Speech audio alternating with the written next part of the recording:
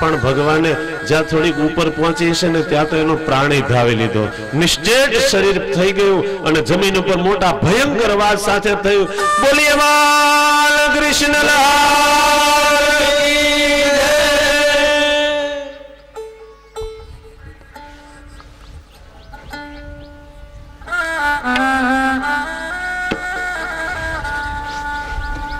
દોડતા આવ્યા બધા,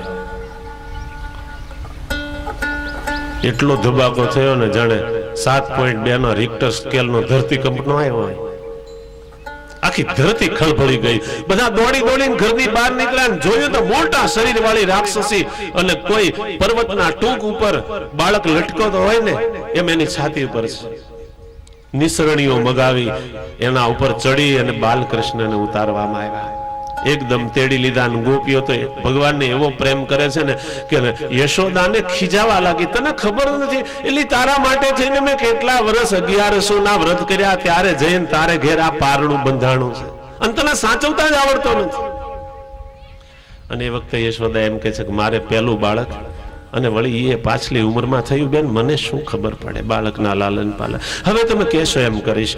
યશોદા જેવું શાંત અને સરળ સ્વભાવનું કોઈ નથી ગોકુળની અંદર, કોઈની સામે ક્યારેય ક્રોધ, એક વખત ક્રોધ કર્યો છે અને એ વાત આવશે ત્યારે હું તમને કહીશ, માતાજી એક વખત જ ક્રોધ કર્યો અને ક્રોધ તો કર્યો તો ખરો પણ કાળના કાળ કૃષ્ણ થરથર ધ્રુજવા લાગ્યા,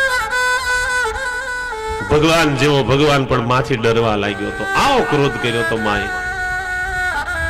ગોપીઓ પછી આવી ગૌશાળાની અંદર ગાયનું પૂંછડું લીધું, 7 વખત ગંગી ગાયનું પૂંછડું ઉપરથી નીચે ઉતાર્યું અને પછી કહેવા લાગ્યા જો અમારા લાલાને કોઈની નજર પડી હોય ને તો બધા જાજો ગંગી ગાયના પૂંછડામાં, અને પછી એને ગૌમય એટલે કે છાણથી એને ભગવાનને આખું શરીર ચોળવામાં આવ્યું કે કોઈની નજર હોય તો મારો કનૈયો દૂષિત ન થાય, અને પછી ગૌમૂત્રેણ સ્નાપયિત્વા, ગંગી ગાયનું જે ગૌમૂત્ર હતું એનાથી ભગવાનને નવડાવવામાં આવ્યા।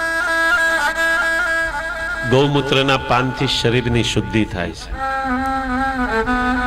જો આપણે ગૌમૂત્ર છાંટીએ છીએ વાતાવરણ પવિત્ર કરવા તો શરીર શુદ્ધ કરે, એમાં શું જમીન જે શુદ્ધ કરી શકતું હોય। તમારા ઘરની અંદર જો ગાયના છાણનું લેપન થતું હશે, રોજ ગૌમૂત્ર છટવામાં આવતું હશે, ત્યાં માખી મચ્છર પણ નહીં થાય। જીવન સાદું બનાવો, ગૌમૂત્રનું પાન કરવામાં આવે, ગૌમૂત્રનું સ્નાન શરીરને શુદ્ધ કરવા કરે છે, પણ જો ગૌમૂત્રનું પાન કરવામાં આવે તો સ્વભાવ જ સુધરી જાય, એમ આયુર્વેદમાં લખ્યું છે। કુંવારી જે ગાય હોય, કુંવારી ગાયમાં સમજો 1 થી 3 વર્ષની ગાય, એ ગાયનું સવારની અંદર ગૌમૂત્ર ઝીલવામાં આવે, એને 108 વખત ગાળવામાં આવે, એક વખત નહીં 108 વખત ગાળવામાં આવે, અને પછી એનું પાન 6 મહિના કરવામાં આવે ને તો સ્વભાવ સુધરી જાય છે। ગૌમૂત્રના પાન કર્યા પહેલા તમે તમારા સ્વભાવનું વર્ણન એક નોટની અંદર લખી રાખજો અને 6 મહિના પછી એમાંથી વાંચજો, એમાંથી કેટલો ફેર પડ્યો। અને અત્યારે તો તમારે એ કરવાની જરૂર નથી, ગૌશાળામાં જાઓ ને તો અર્ક બનેલો તૈયાર મળે છે, 108 વાર ગાળવાની જો તમને નવરાશ ન હોય ને તો ગૌમૂત્રનો અર્ક બનાવે છે, અને વાયુ સ્વરૂપ કરી અને ફરી વખત પાણી સ્વરૂપ કરવામાં આવે છે। એ ગૌમૂત્રનો જો 6 મહિના પ્રયોગ કરવામાં આવે તો એનાથી પણ મન શુદ્ધ થઈ જાય છે। પણ મનુષ્ય જીવન આપણું એવું થયું છે કે આપણો જાજો સમય ફેશન, વ્યસન આની પાછળ જવા લાગ્યો છે, અને આમાં જેનો સમય જતો હોય એનાથી ભક્તિ થઈ શકે નહીં। અને એ પછી ભગવાનના સુંદર સ્વરૂપના દર્શન કરવા લાગી। ગોપીઓ એમ કહે છે કે લાલાની આંખ કેટલી સુંદર, લાલાના વાળ કેટલા સુંદર, લાલાના ચરણ કમળ કેટલા સુંદર। અને એ પછી આ વેદ રૂપા વેદ શાસ્ત્ર સંપન્ન જે ગોપીઓ છે, જે ઋષિઓના મગજમાંથી કામ ગયો હતો નહીં, એ આ બધા ગોપી થઈને આવ્યા છે અને આજે ભગવાનની સુંદર સ્તુતિ કરવા લાગ્યા છે। અવ્યાદજોદ્રિમણિમાણસ્તવાન્યધોરુ યજ્ઞોચિતમ કટિતટમ જઠરમ હયાશ રતકેશવત્વદુરૈશૈનસ્તુ કંઠ વિષ્ણુર્ભુજમ મુખમરુક્રમેશ્વર હે કનૈયા, અમે તારા માટે જ જીવનારી ગોપીઓ, તારા ચરણનું જ ભગવાન મંગળમય તારા ચરણોનું રક્ષણ કરે, યજ્ઞ પુરુષ તારી સાથળોનું રક્ષણ કરે. મારો કનૈયો જ્યારે રમવા જાય ત્યારે ગોવિંદ ભગવાન એનું રક્ષણ કરે, મારો કનૈયો સૂતો હોય ત્યારે માધવ નારાયણ એનું રક્ષણ કરે, મારો કનૈયો ચાલતો હોય ત્યારે વૈકુંઠ નારાયણ રક્ષણ કરે. આમ બાલ રક્ષા સ્તોત્ર કહેવા લાગે છે. 6થા અધ્યાયની અંદર 22 થી 29 શ્લોક બાલ રક્ષાના સ્તોત્ર કયા છે. અને પછી એ કનૈયો યશોદાની ગોદની અંદર આપ્યો અને એને કહેવા લાગ્યા, માં હવે તું આને ધબડાવ, અને જો આ બરાબર સ્તનપાન કરશે ને તો અમે માનશું કે કનૈયાના મનમાં કોઈ પ્રકારની બીક નથી, કનૈયાને કોઈની નજર નથી લાગી. અને પછી યશોદાના ગોદની અંદર કાનુડાને પધરાવવામાં આવ્યો. અને પછી ગોપીઓએ જોયું કે નાના ભગવાન બરાબર સ્તનપાન કરે, ત્યારે ભગવાનના ગુણોનું અનુવાદ કરતી કરતી એ ગોપીઓ પોતાને ઘેર જાય છે. ઘેર તો જાય છે પણ ફક્ત શરીર જાય છે, મન જતું નથી. ભાગવતમાં કોઈ પણ બાલ લીલાની ફળશ્રુતિ કહેવામાં નથી આવી, પણ પૂતના ચરિત્રની ફળશ્રુતિ કહેવામાં આવી છે કે આ ચરિત્ર કોઈ સાંભળે, કોઈ એનું સ્મરણ કરે, કોઈ એનું પઠન કરે તો ગોવિંદમ લભતે ગતિમ, એને ગોવિંદ ભગવાનની અંદર પ્રેમ થશે. કદાચિત ધોતાની કૌતુક કાપ્લવે જન્મર્ષયોગ સમવેત યોષિતા વાદિત્ર ગીત વિજ મંત્ર વાચકે ચકાર શુનોર વિશેષણમ સ્તુતિ. સુખદેવજી વર્ણન કરે કે હે રાજન, એ પછી ભગવાને જ્યારે શકટ ભંજન કર્યું ને ત્યારે ભગવાન 108 દિવસના થયા. ગોપીઓ પ્રાતઃકાળ થાય ને કોઈ બાનું લઈ અને પરમાત્માનું દર્શન કરવા માટે થઈને જ આવે. પારણિયામાં ભગવાન પોઢેલા હોય અને એ વખતે એનું દર્શન કરવા માટે થઈને આવે છે. સુખદેવજી વર્ણન કરે કે આજે પારણિયામાં ભગવાન પોઢેલા છે અને ગોપીઓ એની વાતો કરવા લાગી કે જો કનૈયો કેવો સુંદર લાગે છે. અને એવામાં લાલાએ પાછું ફેરવ્યું અને લાલાનું દર્શન કરતા કરતા જ્યારે ગોપીઓ ચિત્કાર કર્યો કે મામા લાલો પડખું ફેર્યો, એટલે માએ તરત નક્કી કર્યું કે મારે અંગ પરિવર્તનનો ઉત્સવ કરવો. કારણ કે જ્યારે કનૈયાનો જન્મ થયો અને યશોદા બધી ગોપીઓને દાન દેવા લાગ્યા ને કોઈ ગોપીઓ લેતી નથી. એમ કે નહીં નહીં માં, અમારે આજ કનૈયાને આપવાનું હોય, અમારે કઈ લેવાનું ન હોય. અને તેથી દહીં ને દૂધ ને એટલું ઉડાડ્યું છું માખણ. બ્રાહ્મણોને ખૂબ દાન આપવામાં આવી હતી ગાયોનું, પણ ગોવાળોને કઈને કાંઈ આપી શકાયું હતું ને, કેમ કે એને કાંઈ લીધું નહોતું. અને એટલે આજે યશોદા કનૈયાના પ્રાગટ્યાના દિવસે કોઈએ નહીં લીધું હોવાથી અંગ પરિવર્તન નામનો ઉત્સવ કરે. મારે આજે ગોપીઓની, ગોવાળોની, ગોપ બાળકોની સેવા કરવી છે, મારે એને દાન આપવું છે એવું નથી લખ્યું. કારણ કે આ સૃષ્ટિની અંદર કોઈ તવંગર નથી, કોઈ ગરીબ નથી, સર્વ સરખા છે. સર્વ ઈશ્વરના સંતાનો છે અને ઈશ્વરના સંતાન કોઈ દિવસ ગરીબ ન હોય. આજે નંદજીને યશોદા એમ કહેવા લાગ્યા કે દેવ, આજે મારે ગોવાળોની પૂજા કરવી છે. તો દેવી એમાં શું વાંધો છે, નિસડાની અંદર બધાને કેવડાવી દો. યશોદા, મને ખબર નથી પડતી કે મારા ઘરની અંદર આ લાલો આવ્યો ને પછી લક્ષ્મીના ઢગલા કોણ કરી જાય છે. ભગવાન આવ્યા ને એની પાછળ પાછળ લક્ષ્મી આવ્યા છે. આપણે તો લક્ષ્મીની પાછળ દોટ દેનારા છીએ ને એટલે આપણે ઘર લક્ષ્મી નથી આવતી. પણ ખરેખર ઠાકોરજીની પાછળ દોટું જો દેવામાં આવે ને તો લક્ષ્મી આપોઆપ આવે. કારણ કે ભગવાનના પત્ની છે, એને આવવું પડે. તમારા ઘરની અંદર કાયમ ઠાકોરજીની નિત્ય સેવા કરો.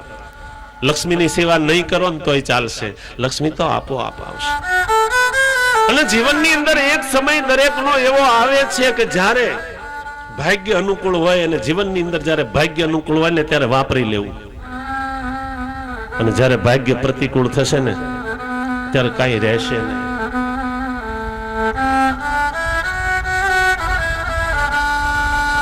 સત્યવાદી રાજા હરિશ્ચંદ્ર કહીએ જેણે રાજ રૂડી રીતે કર્યું, જેણે રાજ રૂડી રીતે કર્યું થાય ને ભાઈ ત્યારે વાપરી લેવું.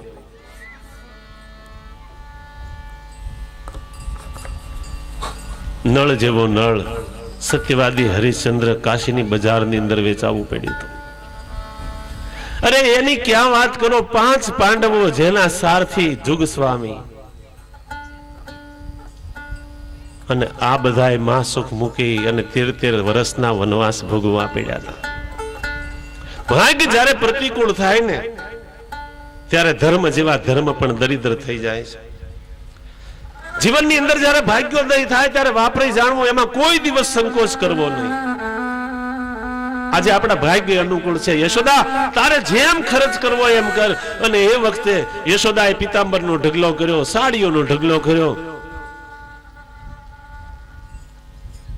કંઠીઓ માળાનો ઢગલો કર્યો. અને યશોદા વિચાર કરે કે જો કનૈયો સૂઈ જાય ને આ તો બધું શક્ય બને, નહીતર કાંઈ શક્ય ન બને. ભગવાન વિચાર કરવા લાગ્યા કે માને ઈચ્છા છે હું સૂઈ જાય એવી, એટલે ભગવાન ખોળાની અંદર ધીરે ધીરે વારંવાર આંખો મીચવા લાગ્યા. માને એમ થયું કે સારું લેજો અત્યારમાં આ સૂઈ જાય ને તો પછી પેલા ગામ લોકો આવે તો આ જાગતો હોય તો મારાને ખોળામાં લઈને બેસવું પડે. બીજાનું સ્વાગત નોકર કરે એમાં યશોદાને ગમે નહીં, કારણ કે યશોદાએ બધાને મળીને પોતાને હાથે બધું કામ કરવું છે. અને ભગવાન માનો વિચાર સમજી અને આંખોની અંદર એક જ્યારે કે ઘેન ઘેરાતું હોય ને એમ વારંવાર આંખો મીચવા લાગ્યા. અને માએ તરત જ પારણિયાની અંદર એને પોઢાડી અને માં હાલું ગાવા લાગી. આપણે પણ અહીંયા ભગવાન ક્યારના રાહ જોવે છે કે તમે કાલ તો અમને કહેતા હતા કે અમે તમને અહીં ચોળશું, પણ આજ કોઈ હામુય જોતું નથી. પણ જેનામાં અહમપણું, હુંપણું અને જેનામાં મારા તારાપણું હશે એ કોઈ દિવસ ભગવાનને બાંધી ન શકે. પણ માનો પરિશ્રમ જોયો અને ભગવાનને એમ થયું કે માં જો કદાચ મારા બંધાવાથી જો શાંત થતી હોય, એને આનંદ થતો હોય તો મને બંધાવામાં શો વાંધો છે. માં થાકી ગઈ હતી અને પરમાત્મા દષ્ટવા પરિશ્રમમ કૃષ્ણ કૃપયાસિત સ્વબંધને, માનો પરિશ્રમ જોઈ અને ભગવાન જાતે બંધાઈ ગયા છે. ભગવાન મુક્તિ આપે છે પણ કોઈને ભક્તિ આપતા નથી. ગમે એ જીવ માગે ને તરત એને મુક્ત કરી દે કે તારે ન રહેવું હોય સંસારમાં તો હું તને ચાલ મુક્ત, પણ ભગવાન કોઈને ભક્તિ નથી આપતા. ભક્તિ આપે તો બંધાવવું પડે છે. બિલ્વ મંગળને પરમાત્માએ ભક્તિ આપી હતી. બિલ્વ મંગળ 2 આંખે અંધ હતા. સુરદાસ એક વખત ભજન કરવા ક્યાંક ગયા હશે ને સવારના પોલમાં વહેલા ચાલ્યા આવે ને એમાં રસ્તાને કોરે એક કૂવો ને એની અંદર પડી ગયા.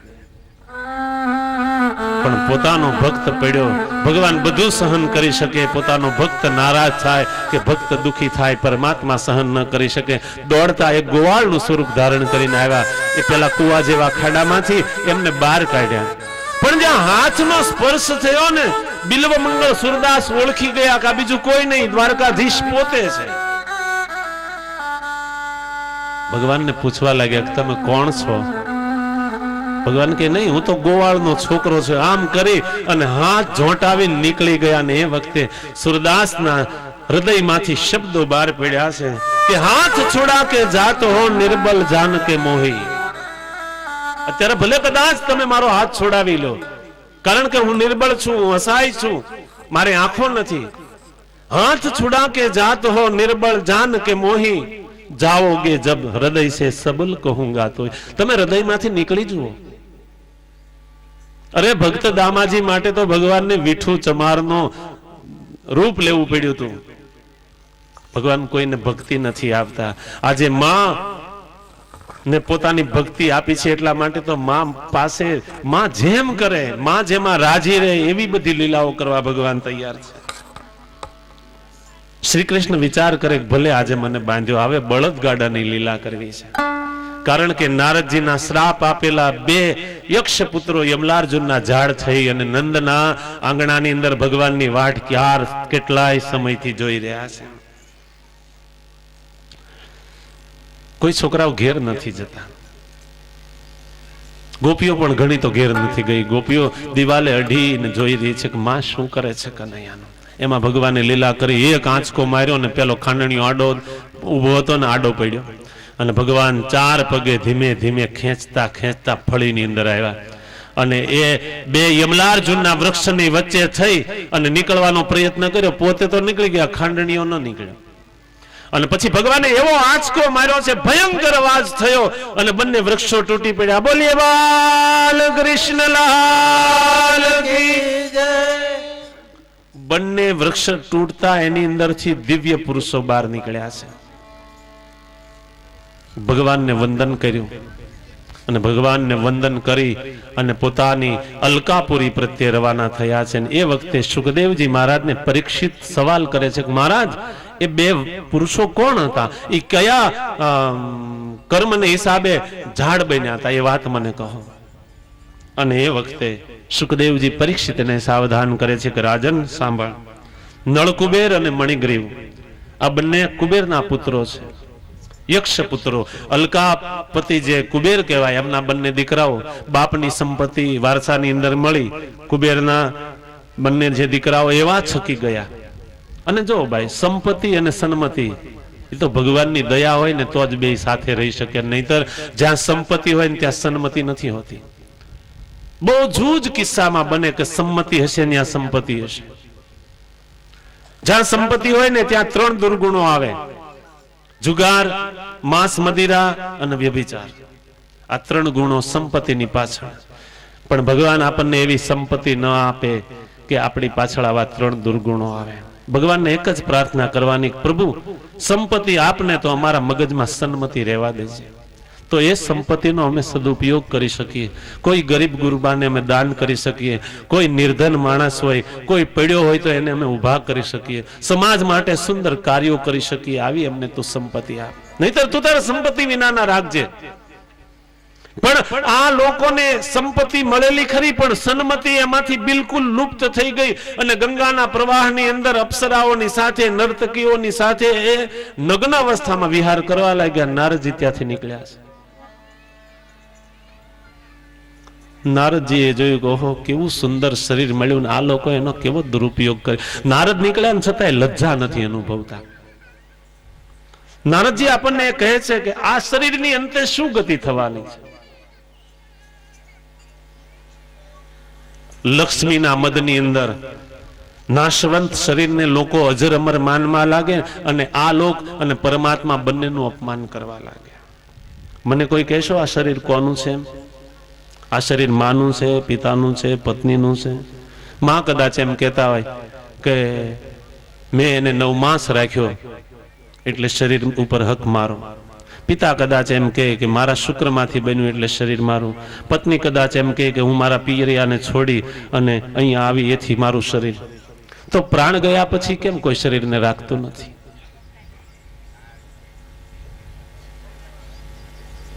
કાં તો પક્ષીઓને હવાલે કરવામાં આવે, કાં ભોમાં ભંડારવામાં, કાં અગ્નિને હવાલે કરવામાં આવે. જેના દેહને અગ્નિ સંસ્કાર ન થાય એને શાળ કૂતરા ખાઈ જાય. જરથોસ ધર્મની અંદર શબને ઉપર મૂકી દેવામાં આવે, ત્યાં ગજરાઓ આવીને ખાઈ જાય. પણ ભગવાન એમ કહે છે કે આ શરીર ઉપર હક મારો છે. મેં માનવ શરીર આપ્યું છે એટલા માટે કે એ નરનો નારાયણ બની શકે. આ શરીરની અંદર એવું બીજું કાંઈ નથી. જો પશુઓના શરીરના ચામડામાંથી તો આપણા પગના જોડા બનશે. પશુ કી પનિયા બને નર કા કછું નહીં હોય, પણ નર જો કરણી કરે તો નર સે નારાયણ હોય. ભગવાન એમ કહે છે કે મેં આપ્યું છે અને એટલા માટે આપ્યું છે કે એ મને સ્મરી, મને યાદ કરી, મારી સેવા કરી અને મને પામી જાય. સંસારના માનવીઓ ઉપર કૃપા કરીને ભગવાને આ સુંદર શરીર, કારણ કે માનવ શરીર એક જ એવું સાધન છે કે જેના વડે પરમ પદની પ્રાપ્તિ થઈ શકે. અને એટલા માટે રામચરિત માનસની અંદર સુંદર ચોપાઈ, નર એના ઉપર તેલના ડાઘ ડૂગી પડેલા હોય, પણ જ્યાં નોટનો નંબર જ્યાં સુધી સાચો હોય ને ત્યાં સુધી નોટ કોઈ ફેંકી નથી દેતું. એમ આ શરીર ગંદુ છે, મેલું છે, તેલના ડાઘ ડૂગી વાળું છે, પણ આ શરીર ઉપરનો નંબર સારો છે. કારણ કે 84 લાખ યોનિની અંદર જીવ જેટલા શરીરો મેળવે એની અંદર ઉત્તમમાં ઉત્તમ જો કોઈ દેહ હોય તો એ છે નર દેહ, માનવનો દેહ. અને આ દેહથી જ મુકુંદ ભગવાનને પામી શકાય છે. આ બંને આંધળા સ્ત્રી લંપટ થયેલા પુરુષોને સમજાવવા માટે થઈ અને નારદજીએ પછી શાપ આપ્યો કે જાઓ તમે જડ સ્થાવરપણું પામવાને યોગ્ય છો, અને જ્યારે પરમાત્માનો જન્મ થશે ત્યારે તમારી મુક્તિ થશે. અને આજે આ બંને જણા યમલાર્જુનના વૃક્ષ બનીને ઘણા સમયથી ઉભા થયા હતા, અને ભગવાન જ્યારે ખાંડણિયાને લઈ અને આવ્યા અને બંને વૃક્ષો પડ્યા છે. અત્યાર સુધી વૃક્ષોને પડવા નથી દીધા. બંને પુરુષો ભગવાનની પ્રદક્ષિણા કરી, સુંદર સ્તુતિ કરી, અને પછી જ્યારે ગયા ને ત્યારે યોગમાં એ વૃક્ષોને મૂકી દીધા. ભયંકર અવાજની સાથે પડ્યા. અને ત્યારે ગોપીઓ ગોવાળો દોડતા આવ્યા, અને નંદજીએ જોયું કે પોતાના કનૈયાને ખાંડણિયાની સાથે કોઈએ દોરડા વડે બાંધ્યો છે. એટલે આને કોણે બાંધ્યો છે? યશોદા કાંઈ બોલી શકતા નથી. યશોદાને સૌ ઠપકો દેવા લાગ્યું. યશોદા કે મારે તો ભાઈ કાંઈ બાંધવો નથી, પણ એને કેવા લક્ષણો પડ્યા છે તમને ખબર છે?